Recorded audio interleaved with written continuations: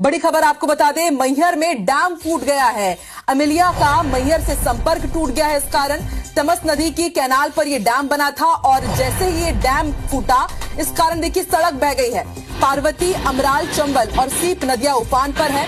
अमराल नदी खतरे के निशान के ऊपर बह रही है। मैहर का दूसरे मुख्यालयों से संपर्क टूट गया है और ऐसे में आप अंदाजा लगा सकते हैं, ये रौद्र रूप आप देखिए तमस नदी का।